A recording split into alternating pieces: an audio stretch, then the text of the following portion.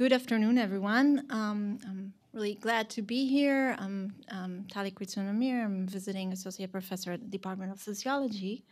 And I'm proud to moderate this session with Tom Mehager. Tom is currently a fellow at the Center for Religion, Conflict, and Peace Initiative at the Harvard Divinity School. But he came here with a breadth of experience. Tom is a Mizrahi activist, a blogger on the Ha'oket's website, a columnist in the Middle East Eye website. He's a program manager of the Globalization and Sovereignty cluster at the Van Leer Jerusalem Institute. In terms of his education, he holds a BA in cinema and television and an MA in political science, both from Tel Aviv University. And Tom also has a breadth of experience in the Israeli civil society. He worked for Hamoked, the Center for the Defense of the Individual, Physicians for Human Rights Israel, the Workers' Hotline. He served for several years as a spokesperson of the Abraham Fund and the director of communications department of Adalah, the legal center for the Arab minority rights in Israel.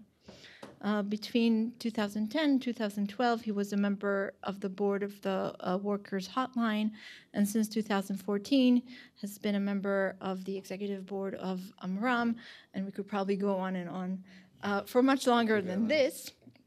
But we do want to get to Tom's talk, Ongoing Nakba, Mizrahi Marginalization, and an Ashkenazi Hegemony in 40 minutes. Thanks. Thank you.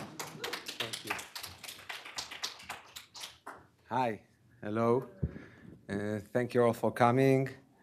Diane, Hillary, Atalia, and Rim, thank you very much. I want to thank also to Bridget Power for helping me filming and being even more than filming, also discussing things during the filming. And my colleagues, thanks a lot for discussions and being supportive. So basically, how come I'm here?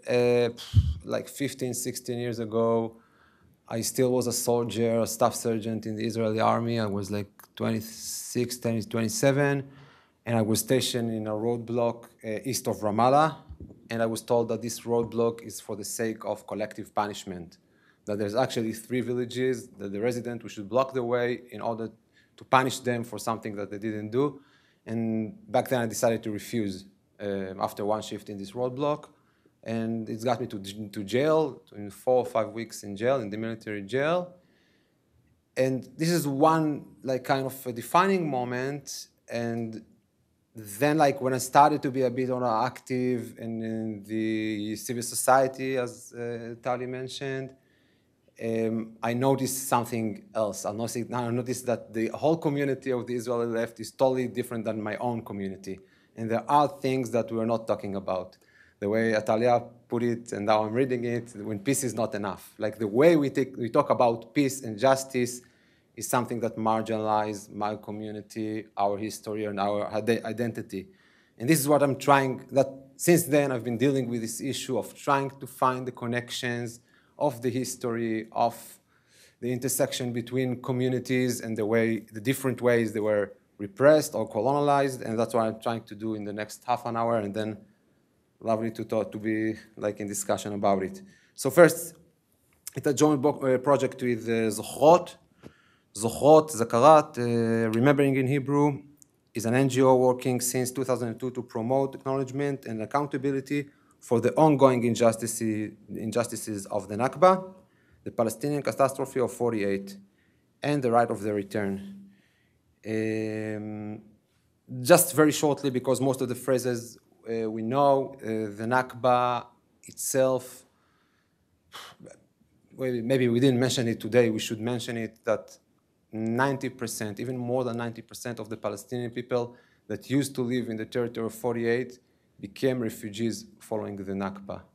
750,000 Palestinians were expelled from Palestine, and the others that remain, almost half of them internal refugees that make more than 90% of the Palestinian people of 48 dispossessed people.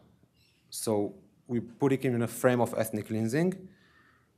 Ongoing Nakba in a way that Zionism from the beginning through 48 and up until now thinking about the territory in terms of demography, geography, and Judaization. So we mentioned the fact, Rami mentioned the fact, the Judaization of Lad. So it's meaning first to bring Jewish people to settle, but second, either to push out or restrict Palestinian. We see it, of course, in the unrecognized villages, again, in 48, and so on in 67. So we see 48 and 67 as the same course of Judaization.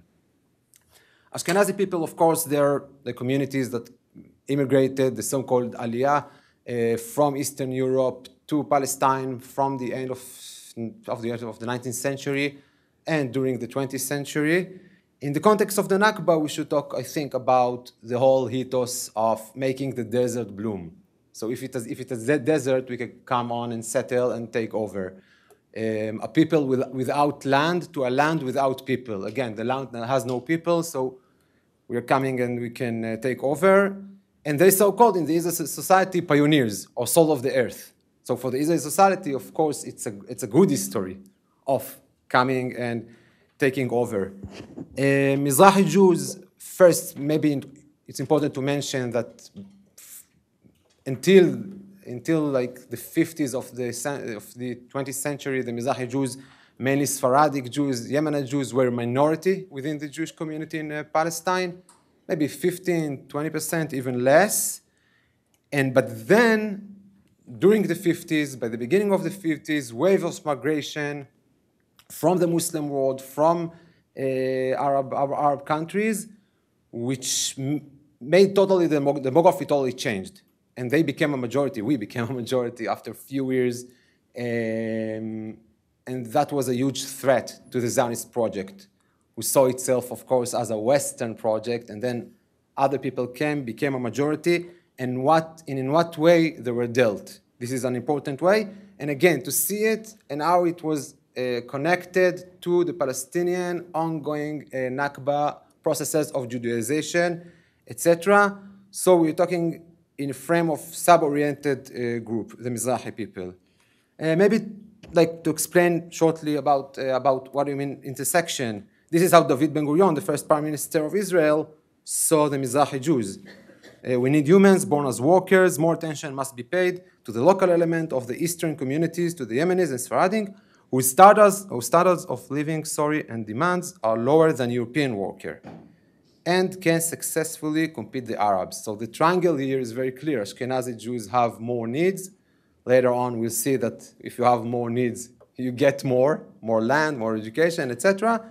But Mizrahi and Arabs should compete with each other, which is that maybe a defining moment for the Mizrahi community to say we're distinguished and to try to practice certain privileges of Jewish people, saying we are not Arabs, since we're supposed to compete them. Why it matters? So first of all, because it's a denied history, and again, going back to the way Hillary yesterday said it, like the invisible violence, and you made me thought about today morning about the village of Lifta, right when you go out of Jerusalem, and by the main road of Jerusalem, to the right, you can see ruins of the Lifta. And it's amazing how thousands of times I went out and in Jerusalem, and no one asked, no one speak, what is the ruins? Who used to live here? Like, people in Israel study about ancient history, about modern history of Palestine and Israel. They don't talk about the being of Palestinian people around Palestine before 48, through 48, etc. So if we can make the third eye see it, and not only Lifta, of course, but the whole thing. So I hope that, and make this history not denied. So I hope it's something that, of course, we as the Jewish people should take responsibility and do. And also how we should talk about justice in Palestine and Israel. So, of course, the mainstream discourse speaking about two-state solution. And I'm not saying I'm against two-state solution, or of course, we must put an end to the 67 occupation. But in many cases, it comes in order to normalize 48 and what's happening in 48, meaning not to right of the return, not talking about the Nakba. Moreover, sometimes in the term, like the same people that speak about the occupation of 67 say about early Israel, again, as I said, we were salt of the earth. My mother, my grandmother and grandfather built Israel, etc., totally denying the things what we want to talk about, the Nakba, the Mizrahi marginalization, etc. So what I try to do is to go from early Zionism from 248 and through 67, and to understand how this triangle work in a ways that Rebecca also talked about. How come that two groups that used to live together for hundreds of years in Palestine and in the whole region became hostile to each other? And I think that we should frame it together with the Ashkenazi privilege when it comes to land and education and etc. Maybe the roots of the conflict shortly. There is Zionism wanted to bring something new to Palestine. Okay, this is the notion of the new Jew, negation of diaspora. Again, it's phrases that Zionism used. And the local native Sephardic people were the old Yeshuv, the old residents, meaning the old way of thinking. And the paradox of secularizing and Zionism that, as Atalia put it in the text that we read at the beginning of the term, is the use of religious terminology in order to justify the nationalistic, the colonial course. Okay, the promised land, redemption of the land, Holy Land. I think it's in a kind of a different context because they talked about it in the context of conquest of the land. Actually, he said we're coming to conquest the land. Ben-Gurion said that the Bible is our Kushan. He was asked in the field committee, how come the Zionist movement coming and want to take over? He held the Bible and said, this is our Kushan. Kushan means a certificate, says, this is my land. Later on, in 67, Temple Mount is in our hand. And maybe to talk about the situationness of people, like if your redemption of the land, who you redeemed it from. Okay, so in that sense, Jewish people became a collective, and we redeemed the land from Arabs. So that's kind of a zero-sum game in the context of religion, nationalism, and etc. And Amnon Raskal-Kotzkin put it as he said, there is no God, but he promised us the land. This is the paradox of Zionism and secularism. Later on, the 67 settlers will say there is God and he promised us the land. But both movements of settling using the promised land, using this terminology in order to justify the practices of Judaization. Okay, so now I will try to confront the point of view of Zionism, European Zionism, to the point of view of the native Jewish people about Palestine, about what is the meaning of being Jewish people in Palestine? What is the meaning of being Jewish collective? So we can read this quote from Herzl about, is in his book Alt Neuland. Alt Neuland, it's an old new land. And this is how Herzl put it through his characters. He's a Jewish and a Christian that they're shipping to the Pacific Island, and on the way, they're stopping in Palestine. And this is how they see Palestine. Okay, it's neglected. It's Oriental, of course, poor Turks, dirty Arabs, etc. And then when they're back after 20 years, meaning after the Jewish people took over Palestine, there was a miracle. Okay, speaking, of course, about religious and that. So this is the dialogue between them. Like the whole place was reformed in a good way, progressed, of course, in a Western way. Now it's a prosperity, a process of prosperity, etc. There has been a miracle here. Again, Jerusalem, before the intervention of the European Jewish people, the children were hungry. Again, the Orientalistic picture is very clear here, of course. And then Jerusalem is from death to life. Okay, like 20 years before, King Gustav and Friedrich are the characters, actually. So they came back from the Pacific Island, and they see Jerusalem youthful and risen from death to life. So I'm not sure that the problem is also the racist comments, but for our sake of our discussion is the fact that Zionism wanted to reform the whole place, like to change the whole being in Palestine. And I want to compare this point of view to the point of view of the Sephardic people about the Balfour Declaration, which we mentioned before, the British mandate, and the fact that the British mandate somehow decide about the fate of the land, the fate of the place. Of course, from Zionist point of view, it's a huge success, right? The Jewish people, they are the only one that can practice their national rights. But the Sephardic communities saw it totally different. Back then, today, people would say that you're anti-Zionist, you're anti-Semitic, I don't know why, we'll read it. Back then, they understood it as a crisis. So, again, the question of what is the meaning of being Jewish people in Palestine was totally different from them. So, let's read it. A quote of Yosef Chaim Kastel proposal. Yosef Chaim Kastel was a Sephardic Jew, and he wrote kind of a position paper to Chaim Weizmann. Chaim Weizmann back then was the chairman of the World Zionist Organization. And he actually, it's not my emphasize, he emphasized a single state. He emphasized the fact that both people should live together in harmony, and we have the history of hundreds of years. And he mentioned the fact that Balfour Declaration is wrong way, and it should be differently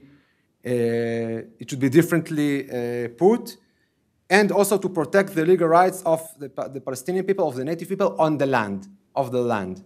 Again, nowadays people would see him also almost as a traitor, and again, we should understand this moment of different kind of thinking of Jewish people about what is the meaning of being Jewish people, collective Jewish people. It's not like is not only dismissing the motivation of being a collective people in Palestine, but in a total different way. From the work of Michal Armati, Meir Dahan, he is part of the Council of the Sephardic Community of Jerusalem. And again, the way he sees the culture, the being in Palestine and in the whole region, how he sees the Arabic speaking, etc., in order to establish honest and deep spiritual and cultural relationship with other intellectuals. And this is, the last sentence is like a word of a prophet, that the Western spirit will not stand to devil between them. Like actually, by the beginning of Israel, he understood that those two communities that have the potential, and actually they already practice the share living, not coexistence, Noam, share living. Yeah.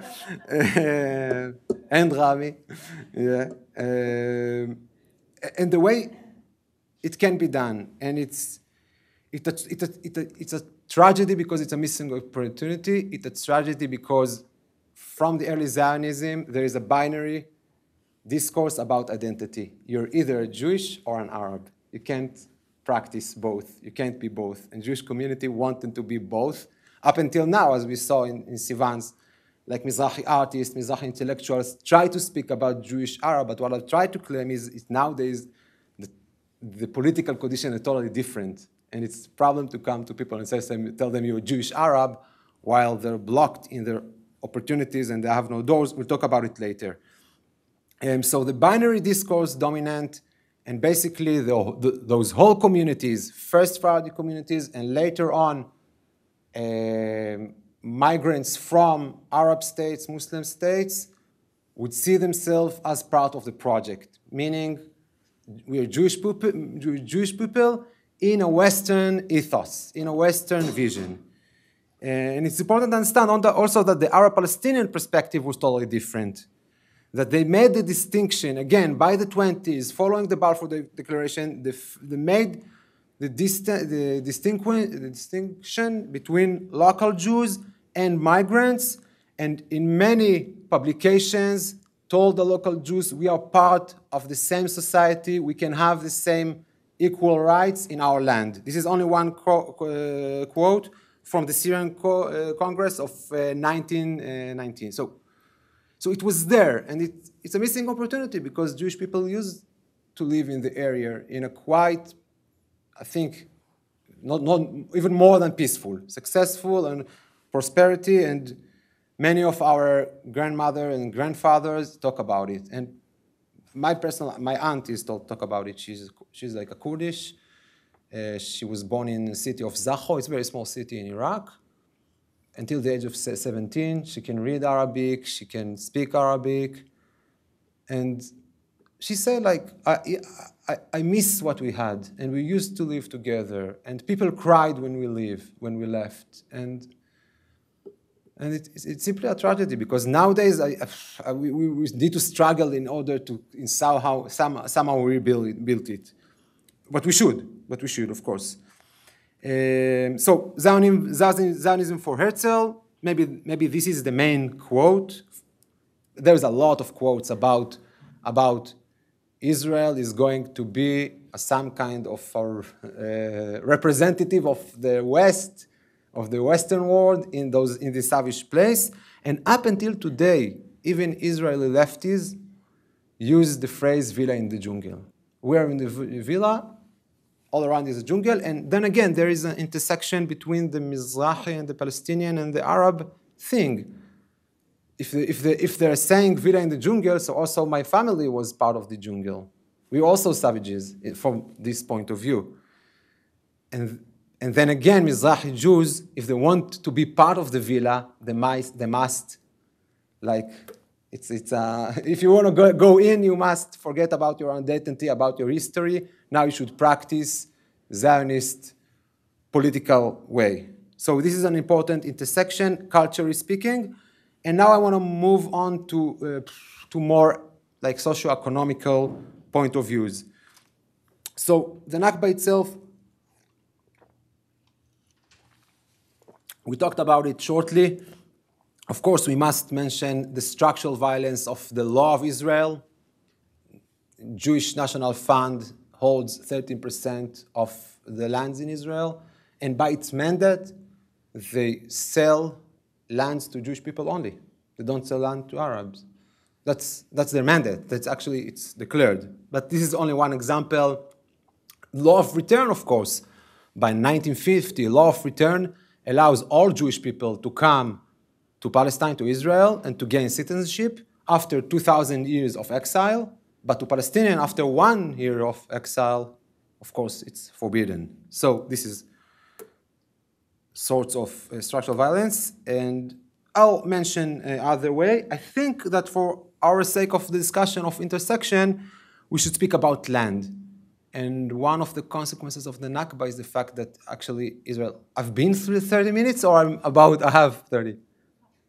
I have 30.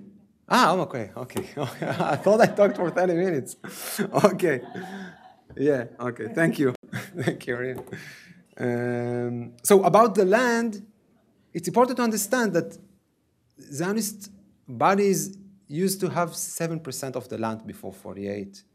Following the British flee, maybe 12% or 13%. So part of the Nakba is, of course, first is the expulsion, but second is the huge amount of land annexation through, again, laws that practice this Judaization course.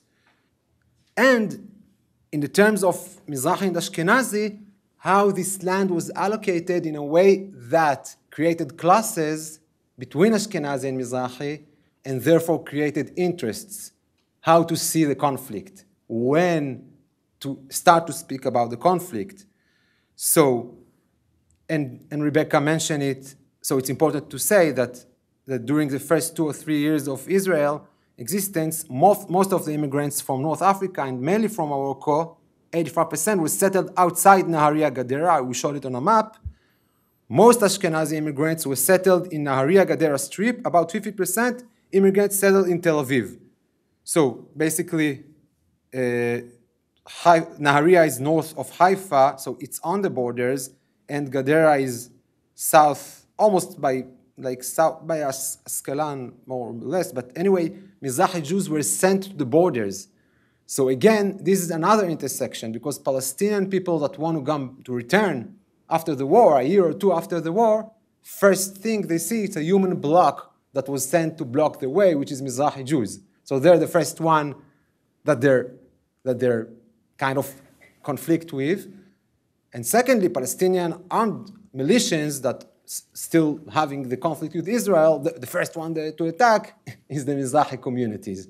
So this is how certain communities that weren't part of the Nakba itself, and as we said, the tragedy was that there actually was part of the Arab world, on the spot became hostile within the conflict.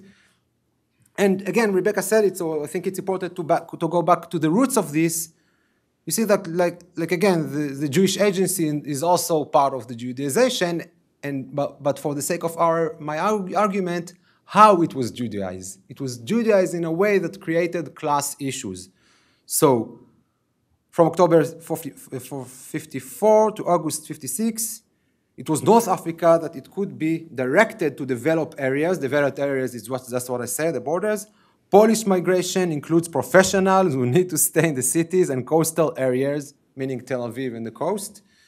The heads of local authorities are interested in absorbing immigration from Eastern Europe. So this is actually how Ashkenazi people gained most of the land, took off most of the land of the Nakba.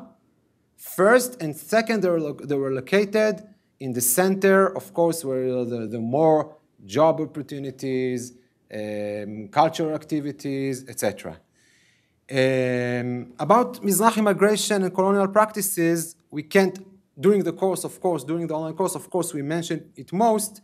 Again, in our context here is to speak about maybe two practices. And first to think about land, let's think about land, Judaization, and the way the Mizrahi people were positioned in that context. So there was a Mizrahi protest. Rebecca brought the Black Panthers. Before the Black Panthers, there was Wadi Salib also. Both movements talk a lot about social issues such as housing, employment, education, etc. So what the Black Panthers says about the cake is first, maybe it's important to mention that Wadi Salib were the one to demand in their position paper that the military regime against the Arab Palestinians, the Palestinian citizens of Israel, would be cancelled by 1957. It was part of their position paper. Of course, David Ben-Gurion didn't dismiss them both, either Palestinian claim or Mizrahi claim. And again, it made us feel about the Israeli so-called left and about the nostalgia of salt of the earth. But the Black Panthers talk about the cake. Either the cake would be separated equally, or they want to be cake. So speaking about land in this context, and one of the consequences of this protest is the fact that Mizrahi Jews were sent to the West Bank after 1967. So actually what Israel did, it told them, no, we won't split the cake in 1948. Ashkenazi privilege will stay on, but there is a new cake to Judaize, the cake of the West Bank. So many and actually I grew up in Gilo. It's a settlement in Jerusalem, not in Jerusalem, the West Bank, but Jerusalem kind of annexed us. And many of the second generation of the Mizrahi people were sent there in much better condition than 1948. Gilo, Ma'ale Adomim, Har Choma, all those settlers are Mizrahi people that in this way gained kind of a middle class, meaning through the Judaization, through the ongoing Nakba, they were positioned again in a way. But the privileges for 1948 are still the privileges up until today. Up until today, it's very clear that the local councils in Israel have much more land than comparing to Arab towns and to developed towns, so-called, up until today. And Ashkenazi people has more assets following the Nakba and etc. So, again, now it's important to understand, Noam and Rebecca talk about it, how come that peace is not enough in this context? Let's take peace now, okay? The movement that's speaking about peace. They would monitor any building from 1967 settlements. But for them, no word about 1948. And not only them, the vast majority of the Israeli civil society, human rights organization, no word about the Nakba, the right of the return, the land annexations, etc. So what I'm trying to say is two things. First, there is an Ashkenazi interest here, and most of them Ashkenazi interest to start the discourse about the conflict from 67 and not from its roots. And second, as long as Ashkenazi people want to hold the privileges, Mizrahi people and other groups would say, why should I give up? Like I heard many times when I was a kid, people saying, look, the hypocrisy of the Israeli left. They live in a Palestinian neighborhood in Jerusalem, Talbieh, Baqa, Al-Karmawi, etc. They live in this, and they call us settlers. So what I'm trying to say that if we want to talk about just peace, we need to start and talk about the roots, the Nakba and the ongoing Nakba. And it's not in order to justify, of course, our own privileges. What I'm trying to say that people were positions in this context of Judaization in a way that reflect the different interests between Ashkenazi and Mizrahi Jew. And now what I'm trying to say is maybe the same pattern happened also when it comes to education and employment. So vocational schools, okay, Eliezer Riegel was the director of the Israeli Ministry of Education, and this is how we saw Mizrahi families, Mizrahi youth, as they can't think abstract. So that's why we should send them to vocational school, meaning to be the blue collar. They can't go and be part of the university, and from the university, of course, they can't go to be part of the whole discourse in the media, in the civil society, I don't know, in the health system, in the legal system, etc. They should be the blue-collared. So some picture, this is how, when you go to the studios of Channel 2 of Channel 10 in Israel, this is how it looks like. And those, the police border patrols of Israel.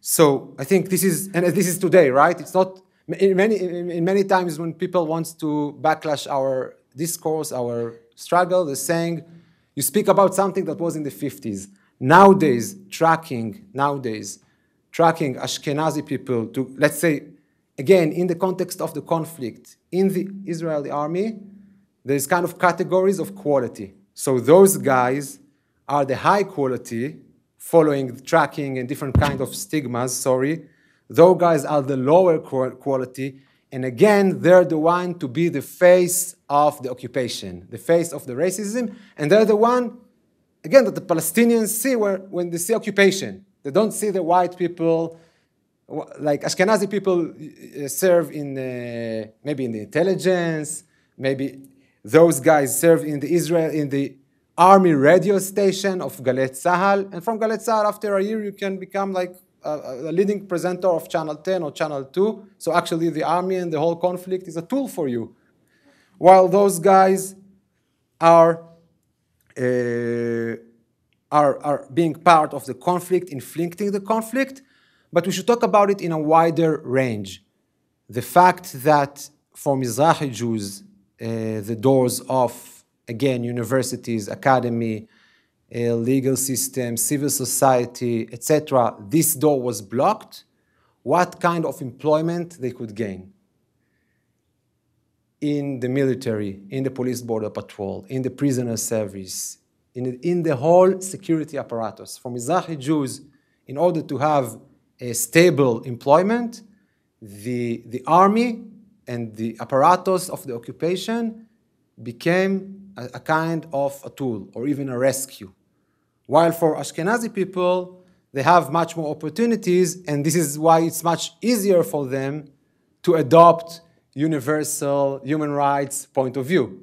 Because they're out, they're kind of looking in a conflict. For them, there is the occupation. The occupation is there. And Tel Aviv is fine. Jaffa is fine. Led, they're not talking about it. Like 20 minutes from there. Again, understand the interests of certain groups within this sub-orientation. So basically what I'm trying to say that there is the same pattern. First, there is the Ashkenazi institution assumption about Mizrahi communities, about the being of Palestine, and etc. From the assumptions, there are certain institutional practices that we could name as structural violence. And following that, it's very clear that those communities became hostile to each other.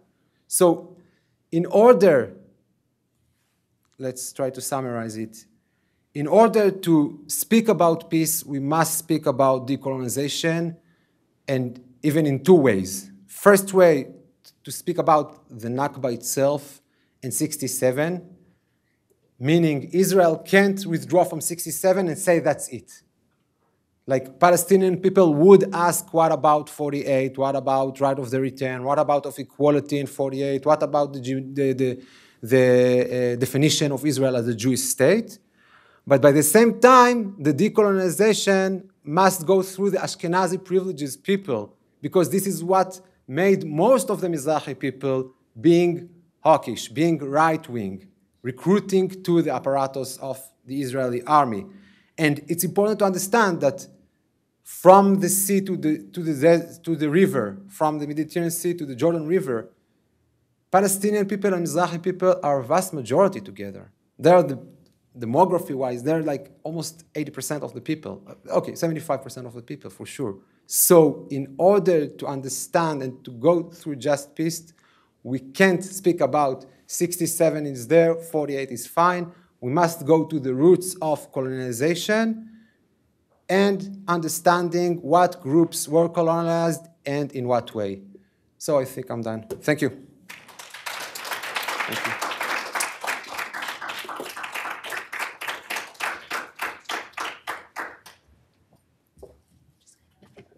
So thank you very much, Tom. Maybe if I could get us started with a couple of questions, and then we could take. I can take notes, yes. I thought I could capitalize on my being the loud Israeli and not use this, but. So one question that came to mind, and I apologize, I'm a legal scholar, is that perhaps there's a difference between the kind of othering process that the Mizrahi population has gone through, as opposed to the othering process the Palestinian population has gone through, that the process with respect to the Palestinian is more grounded in law, whereas the process with respect to the Mizrahi is more grounded in policy. And first of all, I wonder if you would agree with such a statement, and then what you make out of it. I think the fact that there's less transparency with respect to the Mizrahi, and there's actually law demanding equal treatment in principle, that's of course not obeyed, but that law is still there. I mean, basically, I wonder what you make of that. And then the other question is sort of a methodological question. You dealt a lot with what the Zionist movement had to say about the Mizrahi, much more than you were talking about the role of the Mizrahis in the process. And it could be because of what other people have done here. But The role of Mizrahi, what do you mean? I mean, what about the agency of Mizrahis in this process as well? Okay. So. Okay, yeah. thank you. Yes. Well, first of all, I have to admit that I didn't think about the differences between law and policies. And I think it's a good point, because for Israel, the Judaization from the beginning is totally out there. Like Israeli have laws, and as I said, Jewish National Fund have like a lot of land in Israel, and they simply don't sell lands to Arabs. It's out there. And actually, when I speak with people about it, they're telling me, yeah, that is the point of the Jewish state.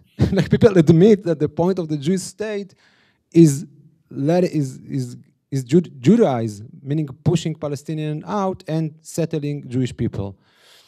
And of course, I guess that Israel couldn't do it for like in a such like transparently, yeah, right, thanks, way to Mizrahi Jews, because that then like we brought you here. we won't declare that. That's why the quotes we bring, usually it's quotes that everyone wanted to forget, right? The Jewish Agency, the Ben Gurion, the Herzl, etc. Yeah, so in that sense, I think that there is a difference.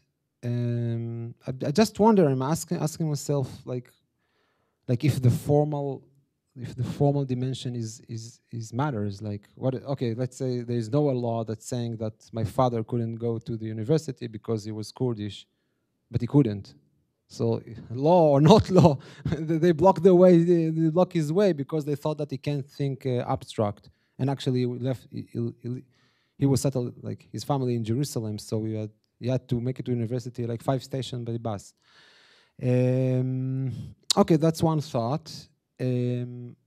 As for the second question about the agency, so I think that actually it's interesting to see the evolution of agency of Mizrahi people.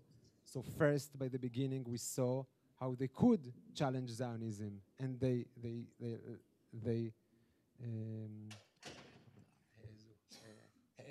wouldn't dare. Yeah, they dared to challenge Zionism. We saw it, and there's a lot of quotes from this elite. But as time goes by, and the hegemony is very clear, and you're in a certain class that you can't maneuver too much. That's what I'm trying to say today about the so-called Mizrahi intellectuals. You know, when you're Harvard and the crowd is nice, and you can say, I'm an Arab Jew, of course, but when you're a 17 years old child with no education and your best option is to go to serve in the police border patrol, what, you come and tell him you're an Arab Jew, like the only way out is to recruit. This is how colonialism actually make groups hostile to each other. And so that's what I'm saying. In order to people to have agency, we should think about Ashkenazi privileges that block their way to maneuver a bit and to be different and to have more opportunities to speak about, I don't know, human rights, to speak about their own identity, not to be so obliged to the Israeli ethos of security and victimness, etc. Yeah, thank you. Thank you so much. I just came, saw the sign at the Harvard School of Public Health about this event. Sorry I didn't see it, before yesterday, before a few hours ago. It was recorded, so I hope you can get a link because it was a great day. I'm sure it was. So I'll play devil's advocate, being an Ashkenazi Jew and now a rabbi. What do you think that in rebuttal, what would you say that an Ashkenazi Jew, how would they respond to what I heard I think most of what you presented, which was very eye-opening to me, and thank you very much. So I'm curious what you would, how you would see that they would respond to you. Thank you. Thank you very much. To be honest, I think that most of Ashkenazi Jews respond in a way that most of the Jewish people, including Mizrahi and former Soviet Union and Ethiopian and Ashkenazi, respond to the Palestinians' claims. It's trying to rationalize our own, like Ashkenazi Jews in many times saying it's a communal demon. It's a demon what you're talking about. It's not truth. It's not history. It's not power relation. It's not politics. It's a demon. There's a cliche like that. Or in many cases they said everyone had a bad time, hard time. Our parents worked more, and that's how we gained our education, land, and etc. But I have to say, I have to admit that Jewish people say the same things, again, rationalizing in a different way, but the rationalization itself, the process, is the same process, unfortunately. The fact that people hard to admit that they're part of something bad and they gain from something bad. People hard to admit, they find it hard to admit. And again, that's why I think that we should go back to the roots and ask ourselves where it's all started. And I think that it's all started from the point that the movement, the migration came and said, this is our land and we're going to monopolize the land. Not this is, let's see how to share this land. I think it started there, and certain practices of land annexation and segregation of gated communities started there. Again, another short example is like when the Israeli left, I'm ashamed to say that residents of Mizrahi neighborhoods protest against the possibility of Arabs that coming and just buying an apartment. So first of all, I should name it, that I'm ashamed and it's bad within our own community. But at the same time, I can't stand the Ashkenazi point of view that tells them you're racist while they live in a gated communities in kibbutzim. So we should ask where those practices started from, where this political culture of segregation, of racism started. And to blame the lower classes, the Mizrahi lower classes, and give the Ashkenazi elite, you are salt of the earth, this is a very bad way to deal with that. Can I add something small, Tom? I was sure. Just to add, get a microphone. I hope I answered, and thank you very much for. Yeah, it's actually it's important that this kind of listening happens, because part of the difficulty in transitioning the discourse the way Tom is doing through this process is because of the specific context that Ashkenazi Jews, up until very, very recently, before committing these hierarchies and this discrimination, survived one of the most horrific atrocities themselves. So as Jews, internally as Jews, how do we transform our thinking, and how do Jews who just survive, unbearable, realities and horrifics in Europe, then survive that and come and become oppressors themselves, or practice very, very racist mechanisms. I have to say that because I am mixed. I have a Romanian Ashkenazi grandmother who survived the Holocaust, and my father married my mom, who is a very dark Iranian Mizrahi woman.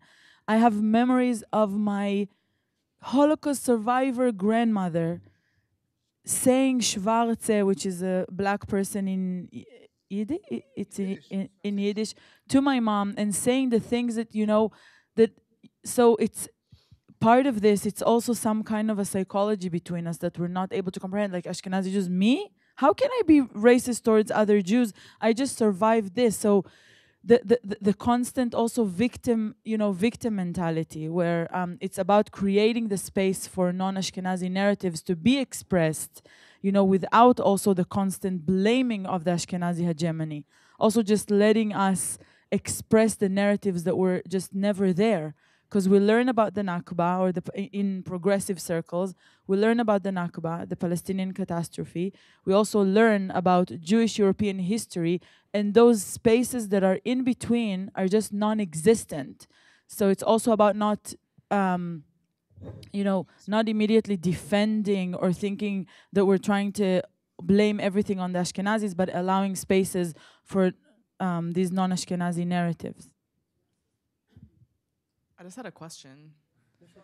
Great. Can you talk about the relationship with Black communities that are more recent with Mizrahi communities, and also maybe the framework of having someone below you as a way to kind of step up in the hierarchy, if that's relevant, The second one again, sorry? It's just I was just going to suggest that maybe having someone below you gives you a step up in the hierarchy. Yeah. So first, again, this is the pattern is the same pattern in let's say in Tel Aviv. So South Tel Aviv, there are Mizrahi communities that were sent there. Of course, as I said, vocational studies in comparison to theoretical studies when it's come to North Tel Aviv. And when asylum seekers and migrant workers came, they were kind of actually, in many cases, they were brought to buses and dropped there, right? And then, yes, again, as an activist, it's quite a challenge. From in what one way you want to say your own community, let's see how to deal with it without racism. Let's not think about other people in a way that we were treated, etc. On the other hand, when the human rights organization, they're all people that usually come from North Tel Aviv or other places, and if they live in South Tel Aviv, it's like a visit or gentrification, right? You don't want to be like them. You have to distinguish yourself, and you have in a dilemma. That's what I'm saying, that like we have to put into the equation the Ashkenazi privilege. We can't speak about only the lower classes between themselves. You guys can settle. We'll have most of the cake for ourselves. Let's see. This is what actually a bit of ridiculous, but the phrase of coexistence. It's coexistence after you want to normalize the Nakba and the structure of Israel. So first, you're the one to say what is the play field, what is the rules, and then you say, let's coexist. So in the same manner, we need to structurally change our political culture, division of spoil, etc. And then we can ask people differently to be like, as you said, certain agency, etc. I'm not saying I can. I am. Believe me, I am. But I'm just saying that I feel like without changing the structure, without speaking about Zionism, the European course of Zionism. Another aspect actually is the fact that right of the return might be opportunity in that sense. Because if we'll acknowledge and start actually to think about right of the return and a constitution to all of us, after we acknowledge the right of the return, so we can start to think about all of us, divisions, rights, etc. I hope I answered. The second one was, I always forget. Or it's okay. I think it's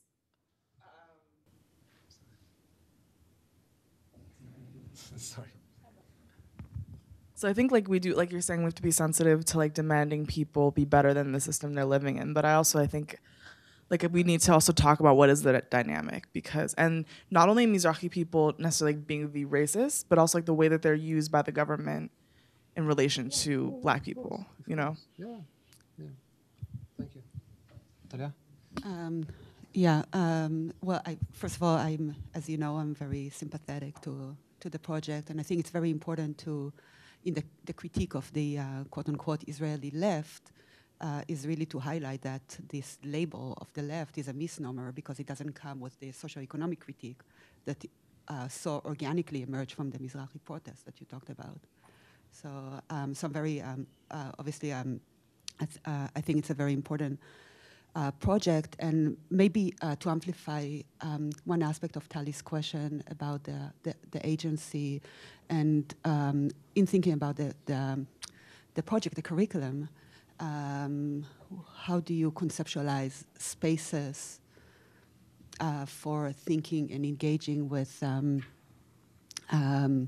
not only the analysis of the Nakba and the ongoing Nakba and the interconnection, the intersection between the Mizrahi predicament and Palestinian predicament through this system and structures of injustice, but also how to grapple with when Mizrahi people are oppressors. And yes. with this legacy. And also another question, because since you are working with Zohrot, where does the feminist lens come in? Because Zohrot is a feminist organization, and where does kind of feminist, Mizrahi feminist critique and constructive work come into the process of unlearning and reimagining different stories? Yes. Okay, so as for the first question, I think that the responsibility might start from legitimize Mizrahi Jews' own history and identity. What we did in Amram, you're of course aware, but I'll talk about it shortly, in the affair of the kidnap of thousands of Yemenite, Mizrahi and Balkan children. The fact that Israel during the 50s took children from people, thousands of children, and never returned. Now, no matter what justification they have, they didn't return the children, no body, no grave, no certificate, nothing. They just told the family, go home. So for me, I think that first of all is to recognize the fact that you were a victim before I'm coming to demanding, and this is a first process, and it's part of our vision, I believe, that in that sense we will talk about justice for our community, but then justice is not for our only. Justice is for all of us. So I think this is a strategic thing that we should practice. Yeah, as for like Mizrahi feminists, I think that Vicky Shiran and others such as Yali Ashash and others, I think they were one of the first to mention that Mizrahi people would not have, that's I read in Vicky Shiran's, Mizrahi people would not have I don't know, liberty. Like they were still repressed without mentioning different kind of other structural violence. And she definitely talked about our own community, about the fact that part of being, of recruiting to the Israeli apparatus is all the time thinking about we are in a struggle. We are like not. It's a very it's a very masculine discourse. You have to be always a soldier, and it's became ridiculous. Again, I know that I've been criticizing the Israeli left all the time, but that's I think it's important to do because we must speak about the alternative. For the left, and again, it's a good. I think it's a good question from feminism. As far as I can talk about it, the fact that the Israeli New Fund petitioned to the Supreme Court of Israel to allow Alice Miller to be a pilot, to be in the army, not a pilot, of course, in a civic. Like again, how do you gain equality? You gain equality through the military, through the apparatus of so-called security, which is actually through the ongoing Nakba. Like what Israel does now in Gaza is part of it. So I think that what Mizrahi feminist has to offer here is not only decolonization, but demasculization of the whole discourse, not recruiting and be good. Like not, both Mizrahi and women are the so-called others, and they're being equal by joining the army. I think that Mizrahi is like Vicky Shiran and Yali Ashash and others that I'm sorry that I don't remember enough the name, of course Shula Keshet. They mention it very harshly, that it's part of the structure that we should talk about. So we have time for one more. There's a hand in the back. Do you want to? Okay. So, I'll just name, I come from an Ashkenazi Jewish family in the United States and am mixed race here, so that's a different context. But I would like to know maybe a little bit about your decolonization process of your mind and how it might inform decolonizing the minds of like people you consider your community, especially folks who maybe in the structures that exist are quote unquote benefiting from the oppression of others, even as sandwiched between this Ashkenazi power structure. So how this core how it actually will happen? Like well, your personal process and how that might how that might inform others. I have to say that from one hand, I'm really like it's fine and it's interesting to adopt the fact that we all have narratives in a certain point in our life, and this is my own narrative, the fact that I refused and went to jail. So this is my own. But we have to mention also that it's a bit of a liberal individual discourse, right? Like I think that I refused because also I knew that I can refuse. Like I have the right, and definitely the refuseniks in Israel refused because they know they can refuse. Who can and who not? It's a huge question of privilege. So I'm not sure that it's my own. You understand what I'm saying? I think that we should think collectively about what groups we actually have in terms of power relation, like to speak about our being. I'm not saying I shouldn't refuse because of that. I'm just saying that I'm not sure that my own personal story can represent our story as Mizrahi Jews. But let's something that I didn't say, like part of the denied history is the fact that back home we don't study at all about the history of Mizrahi Arab communities, Jewish communities in the Arab world at all, not studying at all.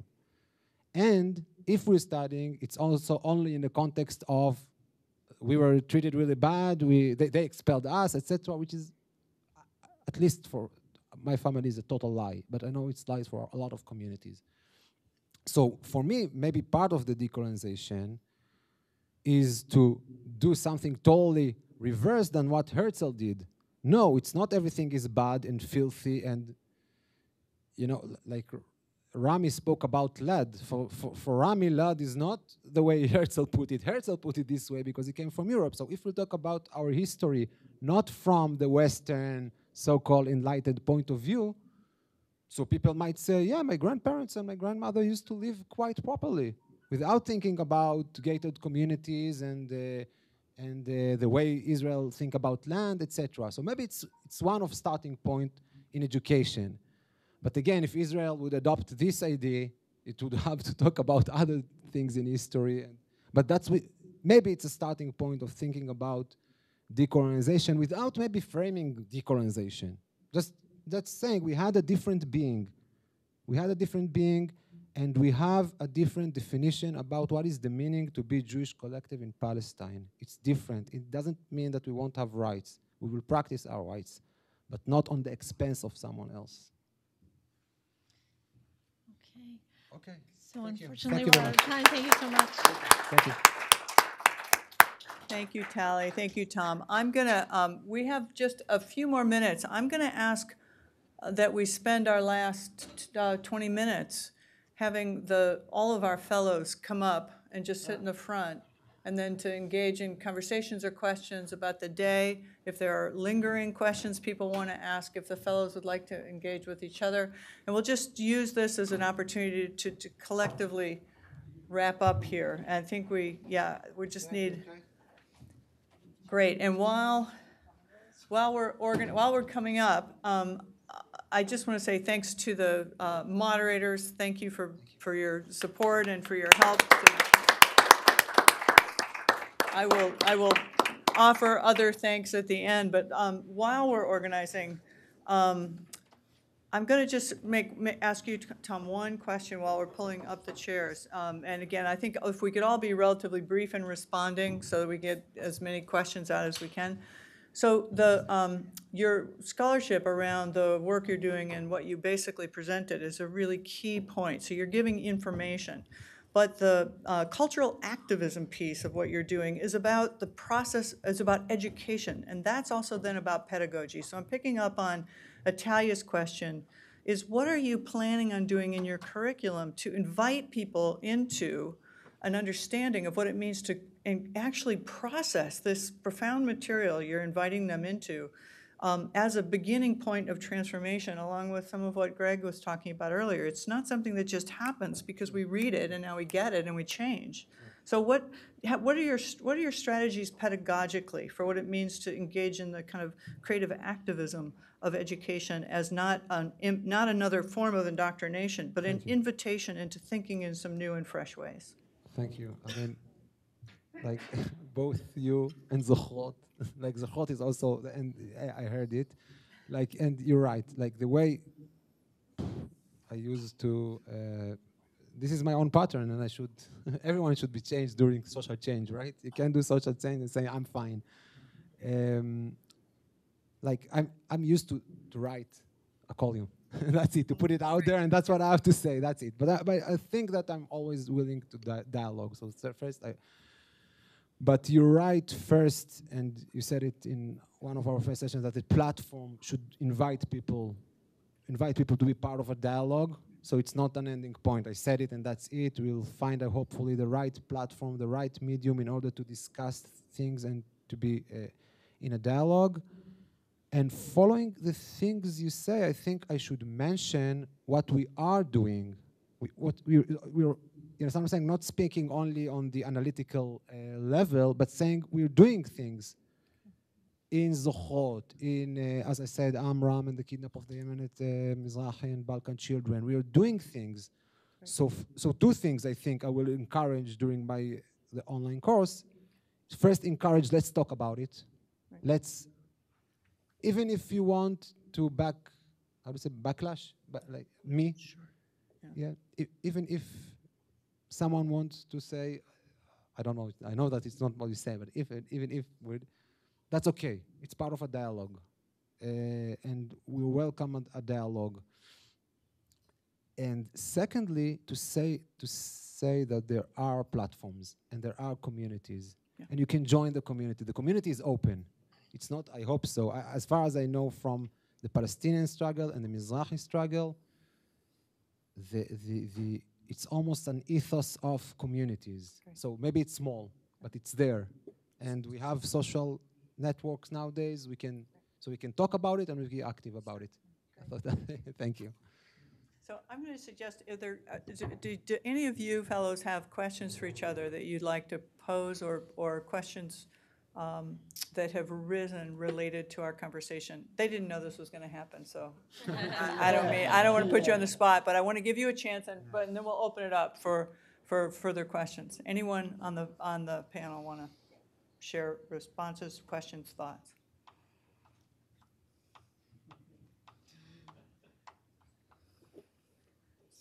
Okay, let's open it up. Further questions, final questions to any of the panelists, or to Atalia, or to Hillary. Not to me. Okay. Go ahead. And can you identify yourself again, please? Sure, my name is Dr. David Arand. I'm faculty at the School of Medicine at Harvard, and I teach meditation to the medical students in a group at the School of Public Health for many decades. I came very late, as I said before, and you may have met, and this may be an incredibly obvious question, but to me it's key as a pediatrician, which is my first career. To what degree are you reaching out, or your curriculum, to children?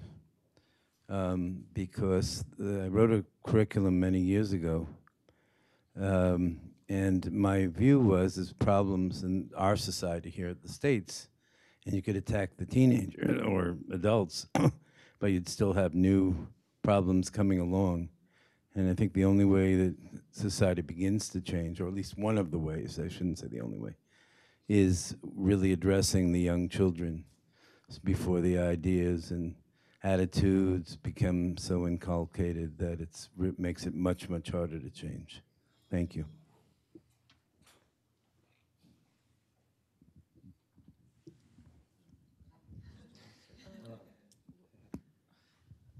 Hi, thank you for the question. So, I mean, I personally don't work with children, but we did some activism work in the past with teenagers. Like I'm a Palestinian citizen of Israel, and within our community, we suffer from the fact that our children, our teenagers, don't even know they're Palestinian. You have to fight through the whole education system and what they see on the news. More than 50% of Palestinian citizens of Israel consume their news from Israeli TV channels.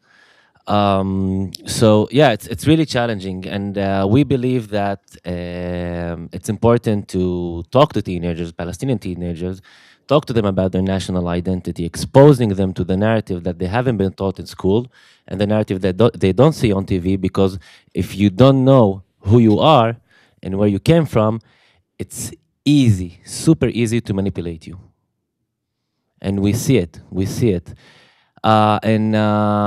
2016, an Arab NGO, Baladna, based in Haifa, did a survey, and they found out that between 30 or 40% of Palestinian teenagers, I'm talking about Palestinian citizens of Israel, call themselves Palestinians without knowing what that means. but I mean, they don't. They're not familiar with the entire narrative, and a lot of them go to public schools, and so they're not taught at school that they are Palestinians, but they know that they're supposed to be Palestinians. And you sit with these kids, and I remember I sat with people who had workshops with these kids, you know, teaching them about, you know, the narrative and history and all that, and they said that the fact alone that these children knew they were Palestinian made them very, very supportive of people in Gaza and people in the West Bank, as opposed to other children who consider themselves Israeli Arabs without knowing why they call themselves Israeli Arabs. So yeah, that's my 2 cents on this. So you probably weren't here for this because it was first thing in the morning, but a lot of my documentary film work has been with children and youth around issues of incarceration. And like I have to say, and this is an experience both of like Palestinian youth who, 40% of Palestinians are Palestinian men in the West Bank are incarcerated at some point in their life. For many people, this begins during childhood. Also in like Mizrahi communities, incarceration is like a common experience for young people. And I think like as much as like education and these things are important, so is materially changing the conditions that children are living under. Because, in the U.S. Jewish community, like we talk a lot, in the Ashkenazi, we talk a lot about inherited trauma. For these kids, it's like a day-to-day experience. And I think, it's really important to have cultural activism that's like teaching these kids who they are, but it's also important to like have them not be in the position of experiencing prison from such a young age, because this is a really important structure. And also in the U.S., I also work with like incarcerated youth here. It is a central experience. So I think we have to like teach the children, but also take responsibility for them and end these, unjust systems that they're being raised under, which I'm sure you have a public health perspective on that as well. Other questions?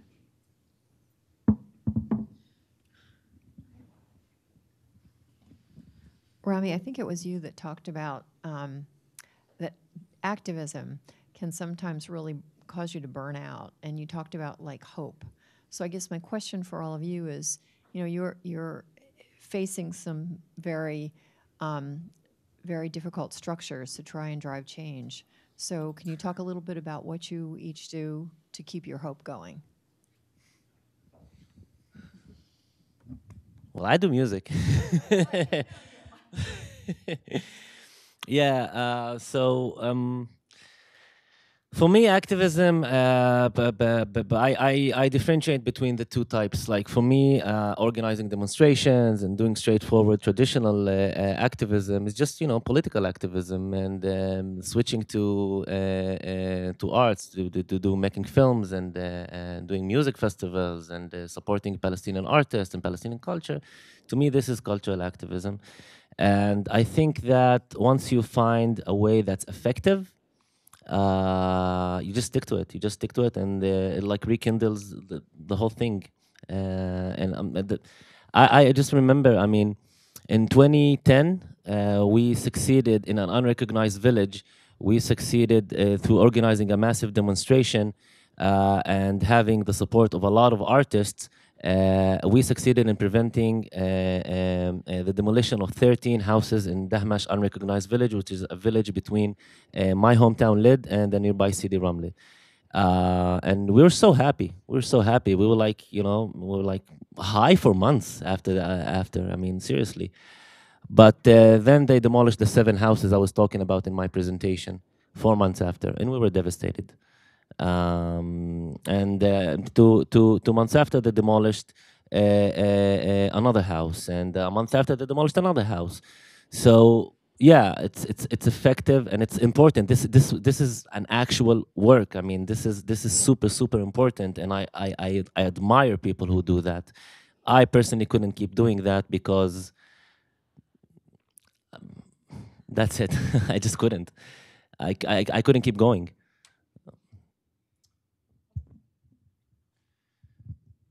I don't want to sound like a Hallmark card or some terrible Instagram meme, but 2 things. First, hope is what you do. It's a verb. It's not an emotion. And I think sometimes we can forget that. And it's important to keep that perspective that we don't always need to feel excited or inspired, but change, life, relationship is all in the doing, right? I mean, there's time, obviously we have someone who teaches meditation. There are other ways of being as well, and we need to step aside. But if we're involved in activism, we have to remember that what we're doing is in itself a belief in the possible, which currently feels and seems impossible. And so recognizing that connects us to that core belief, I think. And for me, that's important to just recognize when I am frustrated or when I see the voices that I'm trying to amplify who are doing things which I know that I'm not capable of doing, like on a day in and day out basis. And secondly, it's just a variation on that theme. It's consistently managing my expectations and my own ego in this. And so I think when we get into work, and I've seen this so many times on Israel-Palestine, particularly when I was on the negotiations, and my job was to take around visiting dignitaries. I mean, I took a couple thousand personally, members of Congress, members of Parliament, Fortune 500 CEOs, and the perspective that people often come with is, oh, I'm going to figure this out and fix it. And I'm going to put another cap, feather in my cap. This actually was President Trump a couple decades ago. He was like, the one deal why I believed him when he was interested in Israel-Palestine was he had previously written in a couple op-eds and made these these public overtures about wanting to solve what no one else could solve because he could do it. And the fact of the matter is that perspective is not unusual in our culture. I think we're incredibly ego-driven, and we only want to get in an issue that we can solve. And the other fact of the matter is Israel-Palestine, race relations in America, gender equality, all these things that I think most of us share similar views on in this room, these are going to be living with us for multiple generations. And so one of the freeing things that allows us to actually be urgent and present at this moment is to recognize what our work is, what our role is in this specific moment. And it's not to fix or even understand anything. It's to get active now and recognize that probably we've got a lot of privilege and energy that folks don't have a chance where, on the ground where we're working to go and not show up to work one day, because if they don't feed their families, or to do all of the things that we need to recharge ourselves. So strangely, like just reminding myself that it's not about me, that this is actually a really, really long game, allows me to feel more present, nourished, and capable in the moment, and to act urgently.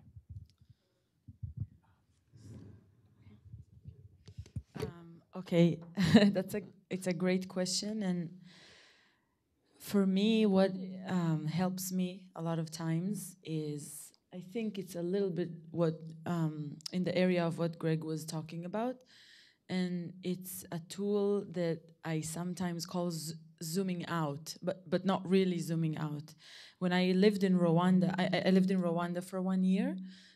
Is this too loud or no? It's fine, yeah.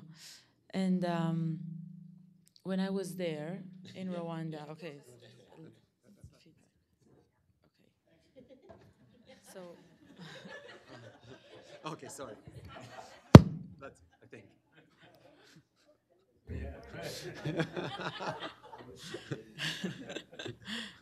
Like a press conference.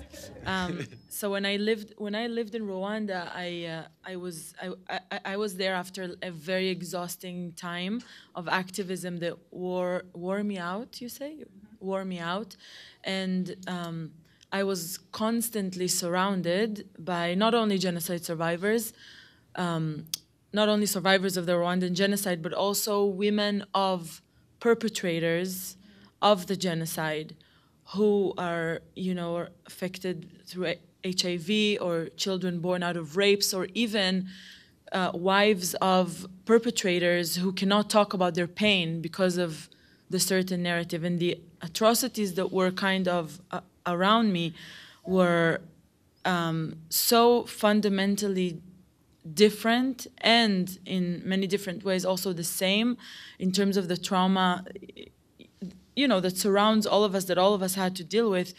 But so many examples kept attacking me and putting me back into proportions in terms of what it means to zoom out and what it means to practice hope in a wider sense, meaning that, for example, one of the women I was working with, she lost 7 siblings.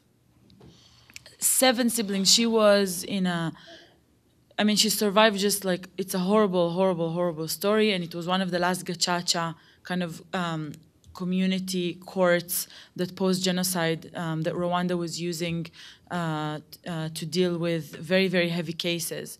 And when when she saw the perpetrators, her kids were also there, and we were talking about narratives of hate, of how we speak to our children. Also as parents, how do we speak to our children about these narratives? And I asked her if she forgives, because the whole discourse in Rwanda is about forgiveness and moving on, and perpetrators and survivors living side by side. So she told me, no, I don't forgive. I will never forgive. How can I forgive this person? I want to go and kill them. And then she said that she will never, never, ever say that she doesn't forgive in front of her children, because her children deserve to see something much, much better than what she has seen. And I'm just sitting there, thinking how sacrifice, what she is sacrificing in terms of her pain and even her narrative and claiming her own identity, and giving that up just in front of her children so that they can move on and build, a new future. And I think that this and many, many other examples taught me something about hope, that it doesn't necessarily have to be something that we take from like a positive, basket of things. It can be us just realizing that our generation really sucks. No, really. I was born in 87. It was the first Intifada. My father was in prison because he refused to go and serve in the occupied territories. I remember myself as a child just asking my mom, when is dad coming back from prison? And then 87, it's like we had this like few whatever years of Oslo where something was going on. And then Rabin was assassinated, walls coming up, Gaza, seen a ton of, let's face it, we're the generation that grew up segregated with much hatred, and we can admit it, and we can be in the darkness of it and retell the stories and try to shuffle in our pains, but with the very, very intense energy of looking forward. And what do we do forward? Because we have such heavy weight, to look forward to and to influence some kind of a discourse. So I said a lot of, things, but I think this is the main kind of what I'm trying to, to remind myself, not to very, very quickly go into slogans of empty slogans that have to do with peace and hope, but to look at the coexistence. My ass. But to, it's funny because in Rwanda the word bibi is in Kenya, Rwanda, it means when something is rotten, something is very bad. Wow. And the kids, because like we were listening to news sometimes and stuff, they were always asking me, no, in your country we hear also they're saying bibi. What is bibi? What is bibi? I'm like, it means the same. It's okay. It's So I want to just say a quick word in response to your question, that I look forward to hearing more from Erica Chenoweth, who is one of our moderators, whose work looks at the influences of nonviolent resistance in ways that, and measures them in ways I am still astonished by. Even movements that appear to be failures. What happens in the social fabric of societies when people gather together to respond collectively, even in moments, to resist, that there are ripple effects that are profound within communities and societies. And I just want to put that out there to say that there's many, many forms of activism, and to just remember that individual agency in these experiences and collective agency has effects that we don't know. And I think that's just a really important thing to remember. and that literally resisting is hope. Because you just get up in the day and you just say no, or you just get up in the day and you live in systems of oppression is itself profoundly acts of, I would say, courage. Yeah, so I think I had to really think about this while working on the African asylum seeker project that I showed at the end, because there was a moment where there was a UN plan for African asylum seekers who were facing mass deportation from Israel to be sent to other countries, and then that was thrown out basically because Bibi, it's rotten, but his right-wing base thought that that was too kind to send African asylum seekers to countries that would grant them asylum.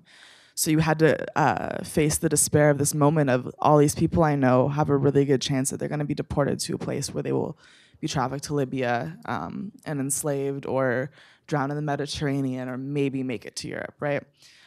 And you have to be able to sit with despair, I think, to really know what hope is. I kind of realized in that moment. And spending time with this community, shortly around that time, I think it was a holiday, might have been Orthodox Easter, I'm not sure. But they still found a way to kind of, I think, kind of like what Noam was describing, like they wanted to have like a family celebration for the kids, and to like, even in this moment of uncertainty, just like live life and find the kind of sweetness in life. And sometimes maybe you don't have hope for the future, but you can have hope in your individual moment, or just, you know, give yourself a break from worrying about what's going to happen tomorrow, just so you can like live today. And for me, that provided a kind of strength that stays with me, because I know that's there are people. I can fly home tomorrow, and if like the people who don't have that option can find a way to get by, I can find a way to get by. We are sadly out of time. And first of all, can we just give another round of applause to our presenters, and also to Suvan.